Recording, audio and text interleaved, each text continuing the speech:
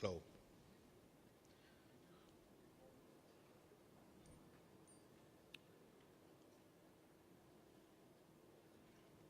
Good morning, everyone. Today, the panel session is going to focus on ePayments, the gateways to cashless society. So we all know that ensuring ease of business is absolutely crucial to a successful economy. And with the rise in smartphones and the recent ban on the bank notes in India and also across the other countries in the globe, had seen a dramatic increase in e-payment services. So we want to discuss today on the how the e-payments, cashless payments are transforming from the real-time payments. And today we have moderator. We have Terence Chow from AsiaPay. Terence, would you like to introduce yourself and your company? Thank you, Kiran. Very good morning. My name is Terence. Actually, I'm a Senior Business Development Manager of AsiaPay. So let me just, first of all, I think I would like to thank also FTTH Council APAC for inviting me to participating on this conference. And allow me to just do a very brief introduction of AsiaPay. So AsiaPay is actually one of the leading payment gateway provider in Asia. And we established since year 2000 and headquarter based in Hong Kong. So actually we have been expanded business into 12 countries currently. So including, besides Hong Kong, we do have in China, India, Indonesia, Malaysia, Singapore, Philippines, Thailand, Vietnam, and so on. And recently, we just opened our office in Australia, Sydney and Melbourne as well. So we pretty actually, our main role for e-payments is we provide a payment gateway to enable our merchants, which is a client, in any field where they need actually the facility of the online payment. So they actually able to provide these services to their users also to pay online. So we work actually with multiple acquirers, banks, and payment partners in the countries that we are present. So to fulfill the needs of the payments in Asia regions. Yeah, so this is actually about AsiaPay. Yeah. Thanks for giving a heads up on your company, Terence. So we would like to now understand how Asia and including India is building cashless payments. What is your view on that? Well, I think this cashless society topics has been is considered like a hot topic nowadays, a trend where everybody is actually talking about the digital payments. Where I mean the definition of cashless payment will be people will not need to carry any cash in their pocket, and they can make the payment from a household or to buy anything online or via to their mobile phone. So they can pay using whether it's credit cards, e-wallets, and so on. So cashless society been, I think, especially for Asia regions, we can see, for example, like Australia and Singapore, they actually is towards that area, which is a cashless society currently, and emerging with other countries in Asia, or especially in Southeast Asia, including they are also driving to build this cashless society recently. So I think India government has done a very good job, where I think recently the government has actually rolling out and try to launch these cashless society projects in the country. So I can see there's a lot of banks in India has actually introduced the different kind of cashless payment, digital payment tools or services. For example, I think a lot of, as we know that we have more than, in Asia, we have more than 62% of smartphone users compared with the normal bank account users. So mobile payment will be one of the very hot trend in this region for making the digital payment success as well. So it's really good to know about emerging countries, especially in India, and the recent introduction of cashless payments by Government of India. And so it's really good to know. So what do you think the challenges for cashless payments? I mean, what are the pros or cons or challenges associated with the cashless payments? I think, of course, when we need to roll out some new implementation, there are always obstacles and challenges. But all this will be a short term, because I think the challenges for society cashless is, cashless society, sorry, is actually, there's of course, we will face some problems where in terms of technology, security, and also the acceptance level of the users in the country.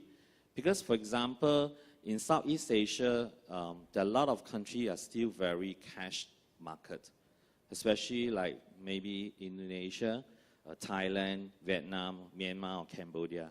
So to turn or convert these countries to actually into the cashless society, it takes maybe a longer time to educate. And of course, in terms of security-wise, I think different parties or banks or government will need to actually really enhance in terms of the data security, privacy, and even fraud detection. Yep.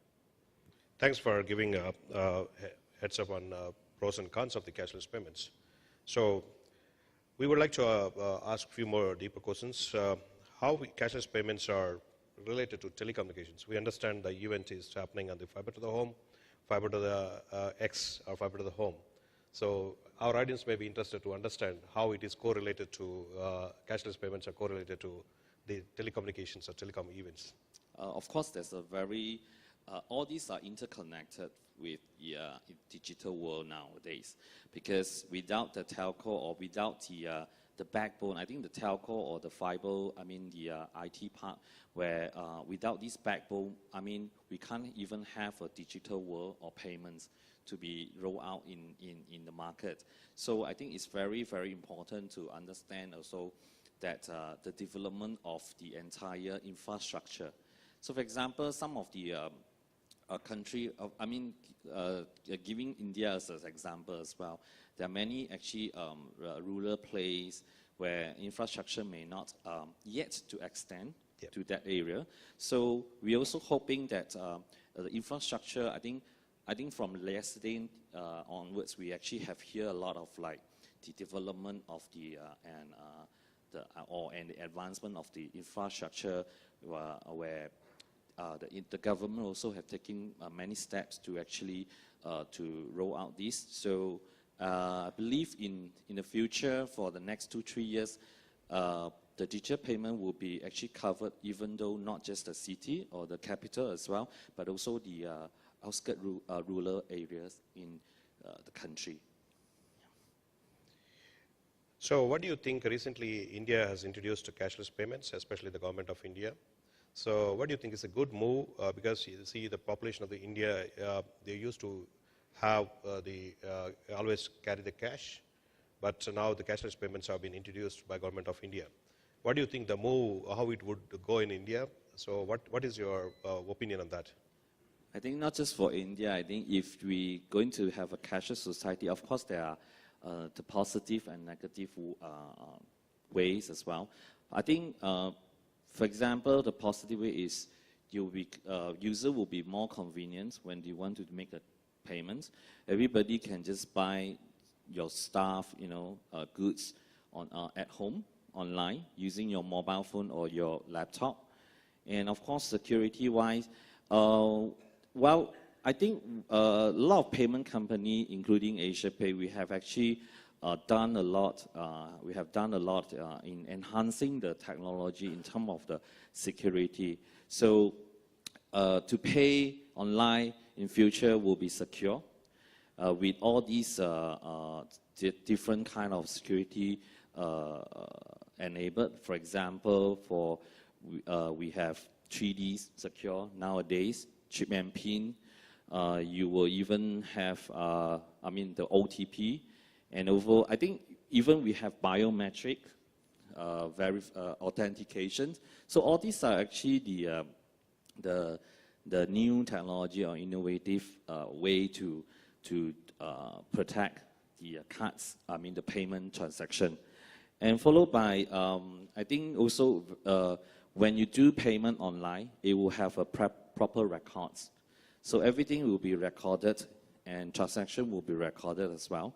So it will be easier for whether it's a merchant or personal to handle well their payments transaction as well. And of course, it will reduce money laundering, fake currencies, and even maybe corruptions. This is actually some of the thoughts, that we have for the positive side. Well, when it comes to, if you say negative, well, I shouldn't say it's a very, I mean, it may be a very short-term kind of a thing because all this can be cured. Especially, I think people will talk about when we have a lot of digital things, digital, online, everything, will increase a lot of cyber attack.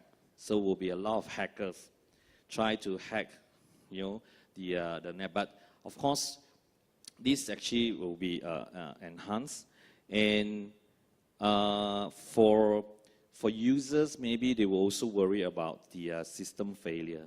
What happens if halfway of my transaction, the system goes down, and so on. So that will be a very minor kind of negative things where we can be improved. So it's really good to know the threats and the pros and cons of the e-payments. So we would like to ask you a few more questions related to cashless payments. So basically, who do you think are the ecosystem partners in building the cashless payments? You already mentioned that telecommunications will be a backbone for building the cashless payments because of the digital payments are to be seamless. The same way, who else would you think will be ecosystem partners in building or making these cashless payments as a success? Of course, we need two hands to clap, right? So to actually build a cashless society where not just one party can make this happen, it needs a collaboration and cooperation from different sectors, not just the government, but also the telco, like I said, or maybe even the merchant themselves and the users, where actually they can actually work together in cooperation to make this thing happen. Thank you very much for giving some introduction and brief heads up on the cashless payments. And we wish the cashless payments would be a great success in India, including other countries. So, however, we want to open questions to the audience. If anybody have questions, you can ask your questions to Teres.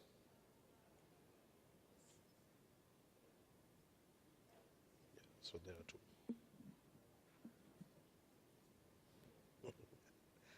It's actually an interesting topic in India. Thank you. It was a very good informative information. So one question from my end. What are innovations from your company to streamline the e-payment? What are innovations? What are innovative ideas or solutions you got anything from your company? Sure. So as a payment gateway provider, we always actually keep enhancing our platform, which is our gateway, not just in terms of technically, but also in terms to enhance with the data security, privacy, and also fraud. For example, all payment companies, including the banks, they need to be compliant by the PCI DSS, which stands for Payment Card Industry Data Security Standard.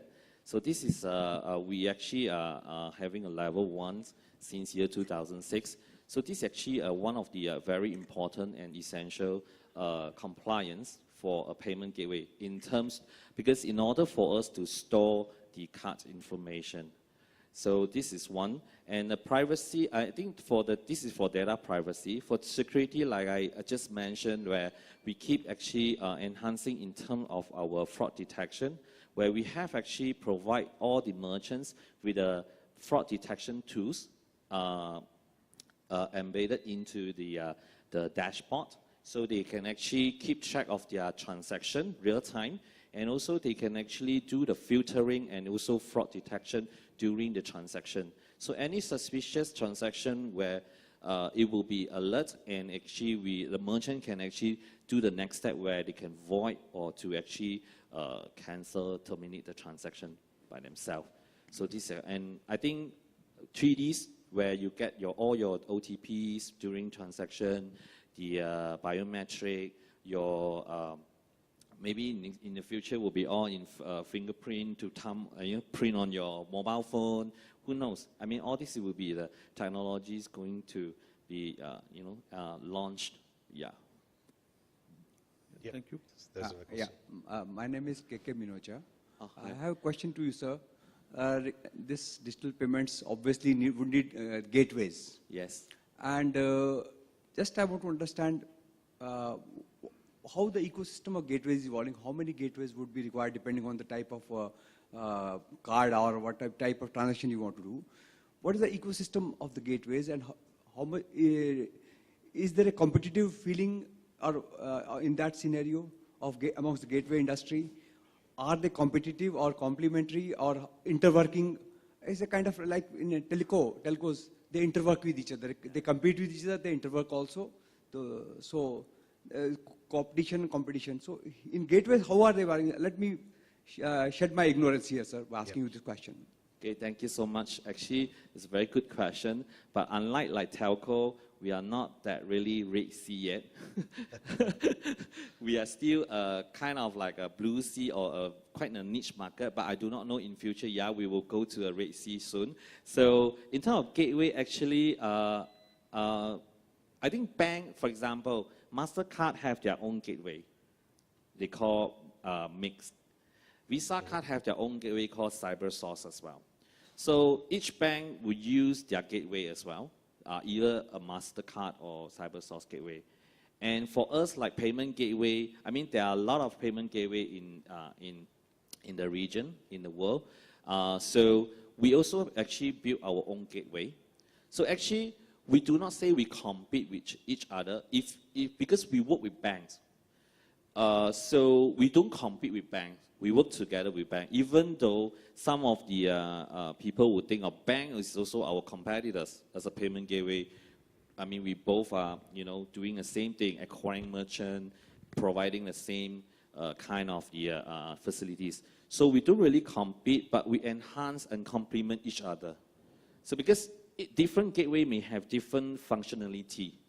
So we build our gateway in the functionality because we have been in this industry for the past 16 years, and we know Asia market very well in terms of their needs and their payment behavior, their payment culture, and so on. So we actually, in a way, actually we keep enhancing and increasing also the payment methods that we can fulfill to that respective market as well. So for example, in Indonesia, we don't really, beside credit cards, it's maybe only 20 to 30% of the transaction using credit card. But they are more towards to ATM transfer, online banking, pay over the counter using cash currently. So these are the different, or e-wallet, or in China, Alipay, WeChat. So these are actually the common usage of the payment methods that we have in Asia. And coming soon, we also keep adopting the new payments methods. Like for example, currently the very aggressive ones, WeChat Pay, Apple Pay, Android, Google, you name it, a lot of pays recently. So many payments. Yeah, so many payments. So all this actually is to fulfill, to satisfy the local markets requirements. Okay. Just if I understood you correctly, that means gateway as a service also is available, payment gateways as service? Yes. If I start my own gateway, I would naturally see the demand and the business and the opportunities and for example, I'm just visualizing, tomorrow credit cards may vanish. So my gateway will become defunct in that case? If it is tailored for cards, is understanding correct, sir? Well, of course, if you build a gateway, not just that, technically, yes, you have the gateway. So you have data center, you have all the infrastructure. So that means I can accommodate, the technology permits me to accommodate all kinds of payment methods in that? Yeah, that's the second thing I need to mention also, where after you have all this technology built up, the gateway, of course you need to get the license from banks, RBI. Not banks, from the card scheme. Visa, MasterCard have to actually certify you. You need to get PCI DSS. You need to actually recognize by maybe Discover or Amex or JCP, different, and locally in terms of regulation for e-commerce, different, especially in Asia, they are pretty much different compared with Europe and US. So there will be maybe licensing you need to obtain from the central bank of each country in order for you to acquiring merchants to do this business. And also we need, I think if, let's say, for example, you are launching your e-wallet. So let's say you have your own e-wallet platform. You may need another license, say, in India or in Indonesia to do this e-wallet business as well. So there are actually, bear with me, I'm not really that technical, but there's actually many preparation and works or technically or even commercially to be done, operational, all this. And you need to have a risk team. You have to build the risk team because the risk team have to do all the compliance for the merchants. Because when you acquire the merchant, you need to really study and analyze the risk of each of the business nature because it's online. So you can do anything online. So compared with the physical shops, I think online merchants will have more regulations, restrictions in terms of risk analysis. Who does the risk certification, sir? Suppose I open my gateway, who I follow upon to, one is I get the central bank license that's law compliant. But how do I ensure, like ISO 9000, is there anybody whom I can bank upon? Yeah, so you will maybe talk to Visa cards, talk to MasterCard. So they have different kind of model. So you can become even their issuer, like a bank. You can actually become like the acquirer to acquire all the transaction license. Or you can even become like a TPP, which is a third-party partners. So there are different type of partnership offered by the card scheme. And even though PCI, you have to talk to PCI DSS to do the compliance, and you have to talk to different payment, maybe Alipay. You need to talk to them what kind of a partnership model that you work with them, all these things. So, and after that, you will need to do some technical integration with them to enable the payment methods as well. And sir, would you like to, in the closing, for me at least, my question, give me some reading classic literature which talks of these gateways and all that. Sure. Otherwise, net is full of all flood. Sure. So anything which appeals to your heart I think you can may keep in appeal. touch with him. Sure. I will come to you later for that. God bless you. Thank you, sir. Thank you. Any more questions? Anil. Sorry, another ignorant question. So, with so much of payment, e-payment coming up every day, it's like apps, so many of them coming up. So in a credit card, electronic or cashless payment scenario, the credit card company provides you this service and charges money from the merchant banker or merchant establishment where we're making the payment. What happens here? What is the business model? In the case of Facebooks and the WhatsApps, their business model is they share our information. What happens here? How do these payment portals or apps, how do they make money? So how secure they are? No, not secure. They are secure. How do they monetize? So Apple or Facebook is free, but they use our information and sell it to the merchants and make money. How do these guys make money? Sure. How merchants make money or how payment gateways make money in this e-commerce, gateways may provide their platform to companies who are, to the Paytms of the world, or many that are coming up, or Airtel Pay or whatever. Gateways, maybe we can leave for a minute, they're the backbone, but these people who are front-ending and who are actually giving us that app for me to pay you, how does the third person make money? Okay, let me just maybe talk, how we make money first. Okay, how payment gateway make money. Of course, we charge merchant by transaction. So when the transaction go through our gateway, it will be recorded. So we will charge them based on transaction like banks. This is how banks charge the merchant as well, with a very minimum percentage. And how all those like mobile apps people or web developer, we work with them very closely as well, because they refer merchant to us as well. So, but they do not really involving in the payments parts. So they will, of course, they will bundle our package or maybe our payment into their package. So they will offer to their clients. So when they actually design the apps or they develop the webs for their clients, they will including the payments as one of the, because it's a very important tools. Without a gateway, how well is your website or your apps, you can't pay online.